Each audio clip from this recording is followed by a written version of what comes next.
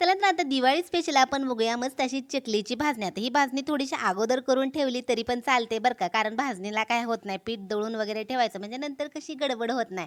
तर काय करायचं, एक वाटी मोठा तांदूळ घ्यायचा आणि राशनचा असेल तरी पण चालतोय. तर तो तांदूळ छान व्यवस्थित भाजून घ्यायचा.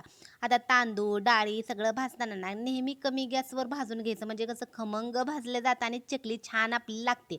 तर काय केलं, एक वाटी तांदूळ, तांदळापेक्षा थोडंसं प्रमाण कमी करायचं, तांदळाचं प्रमाण थोडंसं जास्त ठेवायचं. तर एक वाटी तांदूळ झालं की त्याच्यापेक्षा थोडंसं उडीद डाळ, मुगाची डाळ हे सगळं व्यवस्थित भाजून घ्यायचं. थोडंसं पोहे पण भाजलं होतं आणि डाळे वगैरे हे सगळं कमी गॅसवर व्यवस्थित भाजायचं आणि त्याच कढईमध्ये काय करायचं, थोडंसं धने, जिरे आणि ओवा हलकासा गरम करायचा.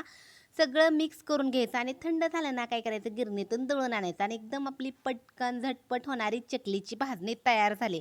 आता ही भाजणी ना तुम्ही आता पण करून ठेवू शकता. मग कसं लगेच करता येते चकली. चला व्हिडिओ कसा वाटला नक्की सांगा. बाय.